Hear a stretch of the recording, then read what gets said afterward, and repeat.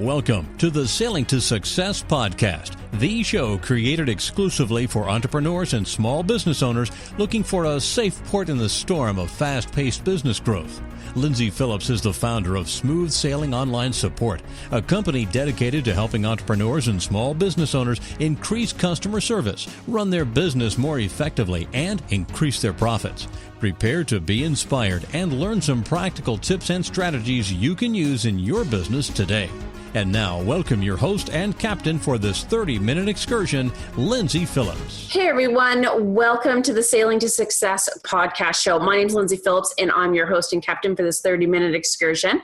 And if you know me or don't know me, you know that I love sharing business building strategies and just helping other entrepreneurs be more productive and boost your profits and grow your business. And in growing your business, such a huge part of that is having a killer team behind you.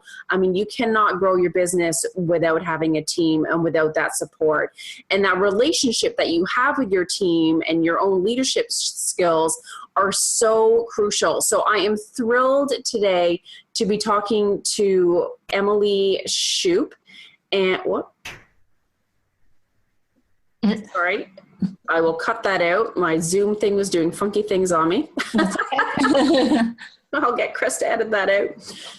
So I am so excited today to have Emilie Shoop. She is the Full Throttle leadership coach and team culture creator and founder of Shoop Training and Consulting. She recently joined Dale Carnegie as a business development consultant and trainer, and she's a proud member of the Forbes Coaches Council, regularly contributing to Forbes.com. So she was really tired of hearing how many people dreaded going to work because the people they had to deal with. I'm sure we have all been there. And Emilie decided it was time to really change that and help create happy workplaces. What a concept, right? She believes that everyone has an innate desire to do well, and somehow people kind of lose track of that along the way. And it's this belief that drives her to reach out and impact others with her people-focused, full throttle leadership. Thank you so much, Emilie, for joining me. Thanks for having me. I know, and it's we were kind of talking offline earlier, and it's like, you know, a lot of people think that team culture or the relationships that you have with your team, that it's kind of like an extra or a bonus or a nice to have versus it being really important. So how does it give us that competitive edge, or can you explain why it's important? Yeah. So it's always interesting when I meet somebody and they tell me how toxic their environment is and how it's draining on everybody, and especially the business owner. And then when it comes down to it, they say, well, we'll work on that maybe next year.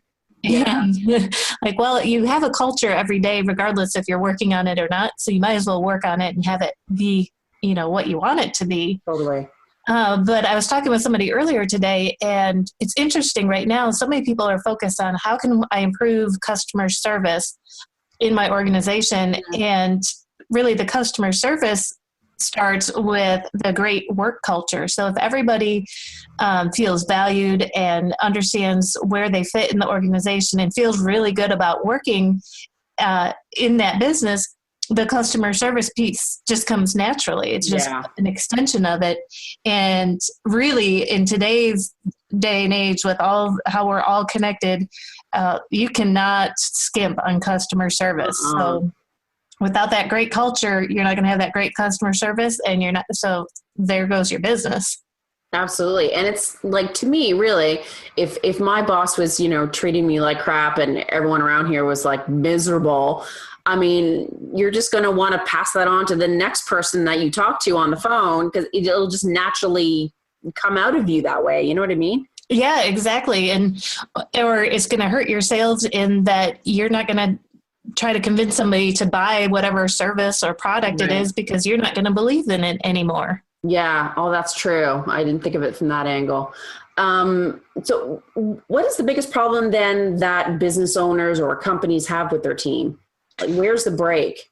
Well, so it's the trap that just happens again and again, where people, they're really good at something, at whatever skill it is, and they get promoted, or they launch their own business, and then they have people to deal with, and they're just not quite sure how to do it. And I think a lot of times people focus on being too professional, really, and trying to be too businessy with everybody instead of treating everybody like people and thinking about how people want to be treated and interacted with and taken care of.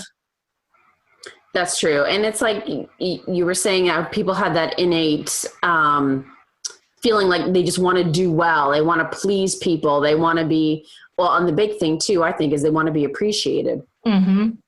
Oh, for sure. So what are some of the mistakes that business owners do? So it's, treating people like they're a commodity or that they can be replaced easily. That's one of the things that I hear, well, if they don't like it, they can get a job somewhere else. Right. Having that kind of dictator mentality, I'm the boss, therefore you have to do it my way. Which you can totally have people do it your way if there's just different ways to get there. And just not really thinking about how somebody would want to be talked to. And if you start making those changes alone and just put yourself in that other person's shoes, then you'll have a lot less people problems in your organization. So what did they say? That you can attract more with honey than... Absolutely. So, I mean, some people are considered, natural born leaders. They just have it in them and they rock it out. And some people not so much. Do you think it's like nature or nurture, or like, is it something that someone can be taught? Oh, absolutely. I think it can be taught. And I think that it's just one of those skills that people forget to take time to do. And, or they take it for granted that it comes easy for everybody. But, I've seen a lot of introverts be kind of skipped over because they're not the loud, outgoing, drawing all the attention to them. But they can be better leaders sometimes than the outgoing personality. It's just a matter of helping people understand how to interact. And there's just so many different ways that we can make sure that we're interacting and including and adjust our wording. There's so many things that we don't realize are offensive or not offensive. Totally. And so if you can just learn all of, all those pieces and put it together, you can definitely become a leader. And if you think about it, that's what we do with kids, right? They go to kindergarten and we start teaching them how to play nicely together. It's the same thing, just out in the work world. That's true. So are you saying that communication is the biggest change that we need to create? Yeah, I would say the number one complaint in every organization that I go into is a lack of communication. And that's always fascinating because there's some organizations or teams from the outside, you think, man, they must, communicate everything and do so well. But when you start digging, there's always somebody's looking for something more, or they need it in a different way. And if you could be a little bit more like CSI, like trying to dissect it a little bit. Okay, how does this person want to need to get this information, or how does that person like to hear stuff? And you just start to put all the pieces together for people, and that's where your great leadership comes from. Now, would you treat online teams differently? Or are there different dynamics there than, let's say, a small business or a big corporation where there's more people that are actually in a building together? Yeah. So not having that face-to-face interaction is really hard. And I've seen it in bigger companies where they just have multiple buildings, and that poses a different problem. And so you have to make an extra effort to be connected to the people that you work with. People want to feel valued and know that somebody cares whether or not they show up and about them as an individual. And so when you have a virtual team, you have to go even more so. So I always it's like you lay it on thick, right? Where it seems like it's way too much. And I would err on the side of way too much, trying to be connected, and it's not micromanaging. It's, it's checking in, and it's the day-to-day stuff. How are you doing? Anything new with the kids? How's your, grandma doing? All those kind of that you would get if you were in the office with people, but you just have to make that extra effort. And it doesn't take a long time. You just have to remember to do it. True. And I think the more you make note of it, and even honestly, I catch myself sometimes because you're in a rush and quick, short email. And I'm like, oh no, like I need to take my time with it and like fluff it up, so to speak. Yeah, absolutely. Yep. They don't sound so, hey, here's this, do this now. And, I'm just being quick. I'm not being rude, but and I like what you said, like, asking them about their personal life and showing interest in them as a person versus just showing interest in them as, your team member. Right. Exactly. Yeah. It's one thing to say, do you need any help from me? Is there anything else I can do for you? That's good and definitely important, but don't forget all the little things like, hey, it's nice out. Did you go outside today? You know, all those kind of things. Because you don't have a water cooler when you're working online. So. Exactly. And especially not having that, I know some people will get on and do video calls, but even those feel a little weird, because so you're missing out on all those nonverbal cues that really, really make a difference. I know. And I've had a couple of team meetings and we've done it like just audio. And then we did it last on Skype or Zoom so we could all see each other. Cause I'm just like, it's good to know what each other looks like and their mannerisms but they were all like, and I'm used to being online and stuff, but they're all like with a deer with a headlight. I'm like, guys, like drop your shoulders, man. It's just me. Like, yeah, good. Well, and it's funny. It's funny. Yeah, it gets really hard too because there's a lot of times here where like I'm moving my hands or I'm nodding and you don't see all that. You could kind of hear it in people's voices, but if you saw, the video makes a big difference. So at least being able to see when somebody's confused or wants to jump in and say something, then you can help kind of even it out. Yeah, totally. But yeah, and I'd even ask for their input and it's like they're shy. I'm like, I ask for their input all the time. I'm like, I'm not a big meanie. You just give me some ideas. Yeah. But it's like they're just, I don't know if it was because of the video or what, because then they'd email me stuff later. Right, exactly. So it's one easy trick for that is to have people like take a second and write stuff down, like, okay, write down your ideas on this, and everybody takes, 30, 40 Oh, right. And then when you're asking for it, then they've at least had a time to process and they'll have something. That's true. It does make a difference. And, if you put yourself in their shoes, how many times are you like, well, 2 minutes later, I had all the questions in the world. So true. And I'm, and I think too, thinking about the different personalities, right? Where I, am opinionated, so I'll voice my opinion. And if you don't like the idea, that's cool. No offense. Mm-hmm. So some people aren't necessarily, good in a group atmosphere, or they need more time to process, or they just different personalities.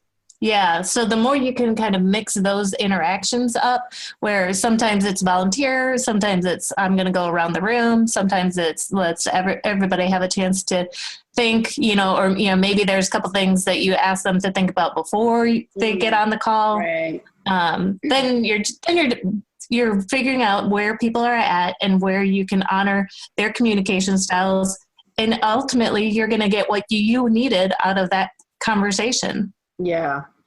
And it's, I don't know, to me, it's like, I just want everyone to feel comfortable with each other and relying on each other as a team. Because honestly, like when you are working, online or in your home or whatever it may be, it can feel sort of a disconnect from the group that you're working with, or you feel more alone. Are there things that you can help to change that when you're an online team? I would definitely recommend. So if you're in an office, you have regular ways that you end up interacting with people. And so when you're virtual, I had to do this. I have a group of people that I work with.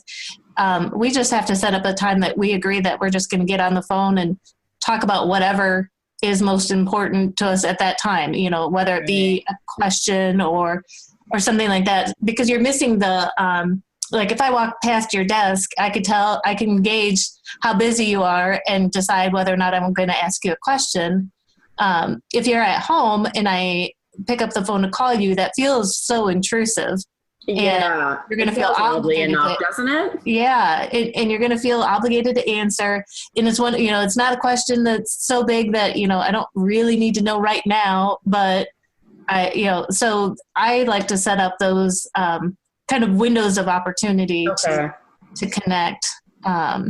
And then you can try different things too, where we have like a Facebook group where, we can kind of post stuff that's going on. And that way you can kind of share some, we did this fun thing, over the weekend, or I was reading this book and that's of interest, those kind of things. So just finding different ways to mix it up. I like that. And I've never thought of a Facebook group or even I think in Teamworks, there's like a little chat section. Just for like group communication. Now, tell me about your Shoop shift. It sounds strange, but what is it? It sounds kind of like a dance step. That's right. And you have to be careful not to say it too fast. Yeah, that too. So as I was working with different teams and leaders, it just seemed like there's a common set of areas where we ended up diving in and figuring out how to improve the team based on that. So there's 6 different areas, from clarity and communication and conflict, all those different areas of leadership and people skills, where it just gave us a place to start and hone in for organizations. And so if you had a team where you're wondering, what's going on, it just feels so toxic, well, we might dive in and look at the culture and see how that's coming together and if it's what you really wanted it to be. If there's a huge trust issue, we would dive into the connection and see how, what are we doing to team build? How are we connected? What are we adding to make sure that we're all working well together and feel like we're a part of something bigger? Perfect. And can you go through those 6 gears with us? Yeah, it's clarity, connection, communication, coaching, conflict, and culture. Gotcha. And what would for the leader to be clear on what the issue is, or like how is that framed? So for clarity, it would be, this is what we stand for. So mission and vision. And then taking it a little bit deeper, like where are we headed? There's a lot of times where if you have the mission and vision, or what the organization does, okay, this is what we produce, but where does this team fit in? So if you're a smaller subset of something bigger, what is it that we are actually trying to accomplish? Right. And that's one of those where it seems like it should be very logical, but without really taking the time to think about that, a lot of times the leader's like, I don't know why my team's not listening. I'm like, well, nobody knows where you're going. Right. And so it's just figuring that out. And they're like, oh yeah, well, I don't know where I'm going. We're just trying to work and make money. And like, well, that's not enough to follow somebody. Yeah. Yeah, that's a really good point. And it's like, if you don't know where you're going, how do you expect the team to follow? Mm-hmm, exactly. And that could be down to, all right, I'm going into this meeting. Am I clear about what the point of this meeting is, right, where we're headed in that discussion, so that everybody leaves feeling like, well, that was a good use of my time. Right. So not just looking at that as a big, broad picture, but also on a daily basis. Yep. Nice. I wouldn't have thought of that way, but yeah, that makes a good point. Yeah. Now, what are some good communication skills that we as a leader should have? Or I don't know if it's easier to frame it as to what communication skills are lacking and how to improve it, but. Well, really taking the time to listen. And I know that it seems like this one gets said over and over and over again, but ironically, I feel like we're not listening. It is, especially when you're in a leadership position, there's this huge burden to feel like you have to have the answers and know what to say next, and have everything come out eloquent and right. And like, wow, she just really blew us away with whatever that her thought was, and so in that you're trying to think of where is this person headed with what they're saying, and you're trying to analyze it, and you're trying to come up with responses, and instead of just really listening to the person that's talking. Right. And so that's something I personally have been trying to focus on even more so lately, because I know it's a trap that people fall into, just really listening.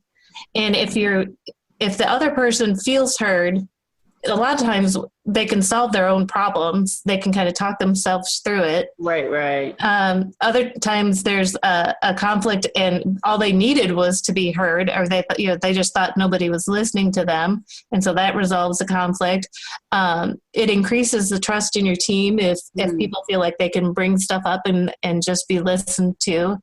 And then you can really just find out a lot of what you need to know if you just slow down and listen to everybody instead of trying to make decisions with limited information. That's true. And I know I fall into the trap sometimes where we're just so inundated and so busy, especially as a business owner, that, to sit and you have to force yourself to listen because, of course, 50 jobs and 50 projects are flying around in your head. Oh, yeah, and exactly. Your to-do list of later and tomorrow, and it's a challenge. It doesn't come easy. Yeah. And I get a lot of pushback on that. Where it's like, well, yeah, that's all well and good, but how on earth am I supposed to slow down and really, I had one leader who, she was like arguing that she could multitask, and by golly, she was going to multitask and have, important conversations with members from her team. And like, you can't, you can switch back and forth, but you can't do both. No, I totally agree. And it's, but I think too, it's like knowing what your strengths and weaknesses are. And I know I sometimes suck at that. So I really have to be conscious of it. Well, the good news is I admit it. Suck at it, so I may have some comments on my Facebook post on this podcast when it goes live. Now, Mike, I know you hear the word micromanaging all the time, and some people are control freaks, and yes, I'm type A, but it's, how do you, I guess, where's the line drawn on checking in or micromanaging? So if you take a step back, micromanaging is a trust issue. And, if you go back to where we got to this position by being good at doing something, and then now that we have to lead on it, we have to let go of that something, which is really scary. Yes. And so just for one, just recognize that it's scary to let go of it. But then it's a matter of if you can trust the other person to do it. So right. I like to have people start with baby steps. Usually it's like, well, somebody said I should delegate, and so it's all or nothing. Yeah. Instead of saying to me. instead of saying, well, here's the keys to the car. Why don't you drive to the grocery store and come back, and we'll see how that goes before you take a cross-country trip. Exactly. And so, but I would still err on the side of trying to make sure that that person understands the expectations, and really you can get away from the micromanaging trap if you are doing less of the talking. So if I'm checking in with you and getting you to tell me what your next step is on the project, or saying, okay, this is how I mapped it out. I'm going to do A, B, and C today, and then tomorrow I'm going to do this and this. If I'm telling you all those things versus, right. you dictating it, that to me is the difference. And that's where that trust piece comes in, or that's where you can boost the trust. So if I tell you, well, I'm going to do these 3 things, and you're like, oh, that's not even remotely where I thought you should be on this project right now, then you can course correct and get me working on the things that you want me to be working on. But if you just came in and said, do these 3 things, and I didn't have to think about it, then you're never going to trust me to do it. No, that's a good point. And I know setting expectations is crucial. Are there any tips on how to set those expectations to set, your team up for success? Yes, I would go through, and I would really just take a few minutes to write down what you think the expectations are. That might sound like really silly, but people usually just skip over that because they've been doing it, so they don't even take the time to write anything down. But then looking at, time constraints is super important, any sort of cost. And then going through the priorities. A lot of times we ask people to do something and we forget about the other things that they also have to get done. Totally. So looking at priorities and figuring out, well, in the scheme of things, I think that this is, how much of a priority it should be. And from a time aspect, normally we look at, okay, it's due on Friday, or, the client needs it by this time. But also thinking, okay, well, I think of the work that you're doing, this should probably, take up about 10% of each day, or, an hour a day until Friday, or drop everything. And this is the only thing you're going to work on between now and Friday. So being really clear about what the priorities are and the expected timeframes for each project type thing. Yeah. And then you can get the other person talking you through how they think they can get that done. Yeah. Because that makes a big difference. And that was something that I made that mistake a lot in the beginning, when I was a leader, and I'm sure I still do, where I think, oh, well, of course they know that that's only going to be an hour. And you turn around and somebody spent 10 hours on something you totally didn't think was worth it. I've had that happen before. Yes. And same with too, like for me anyways, I find having set procedures and processes really helps. It's a crap load of work up front, but it helps in the long run. Oh, for sure. And making sure that people know like what the resources are. So where is that documented, or, can they pick up the phone and call you, or should they, text you if they get stuck, or, what are those boundaries? Right. Because so many times I've seen it where the person's like, well, I didn't know to stop and ask you, so I just kept going. Yeah, exactly. I was here. I promise. I would have been nice about it. I know. My people always Skype message me, do you have 5 minutes, or do you have, time later at 2? Because they know I'm just either my head's in a project or I'm just about to be on a call. So we've got like a rhythm. Yeah, that's great. That's great. So that works. Now, what happens when conflict, because it does, when conflict does come up between yourself and a team member? Some people, are like, oh, it doesn't work. So, they need to leave, or the individual might be like, oh my God, this is so not working out.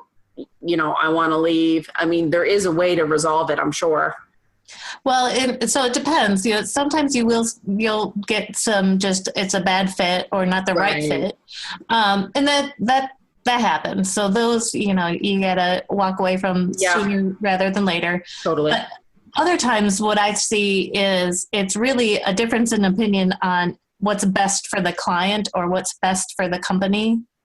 And so if you can take a step back and see that, and I've seen this time and time again, it's, well, I think we should be doing this for the client, and well, I think it should be this other thing. And both things are equally, doable. It's just which way are we going to go, or why is it, why are we leaning more one way or the other, and helping that person or yourself understand the differences in which way you're going to go. And just recognizing that there's more than one way to get there. That's true. That's right. And speaking of, wanting to leave somewhere, what are the main reasons why people quit? This day and age, and there are a lot of studies that will back this up, it's really that direct interaction with the people that you work with. Mm-hmm. And so you've got to have that good connection, because, there's going to be times where the work is just not what you want it to be. Every job has its tasks that are just like, well, this isn't exciting. Like for me, it's whenever I have to do something in a spreadsheet, like I can do it, but it doesn't light me up. Yep. But it's the connections that you have that keep you moving forward. And so making sure that you have that and that somebody cares about you that you work with. Yeah. That's true. And it's funny because, naturally people think, people quit because their boss is a tyrant or they're not making enough money. Like those two things kind of come into your mind right off the cuff. Yeah. And I will tell you, if you are in a position where you can just throw more money at somebody, more often than not, that is just a Band-Aid. If you're trying to get that person to stay and you're like, well, here's the, an extra whatever. Usually that will sway somebody for a short amount of time, but then they'll still leave. You're better off working on the relationship and making sure it's a good fit and it's the right type of work for that personality, that you're so much better off that way. I had one client where they were just trying to give people raises to make it better when all it really took was interacting with the team in a different way and forming a tighter bond. Yeah. Or showing appreciation or whatever it may be. Yeah. It's just, I guess, thinking about what motivates them. Mm-hmm. And sometimes hard, cold cash is not it.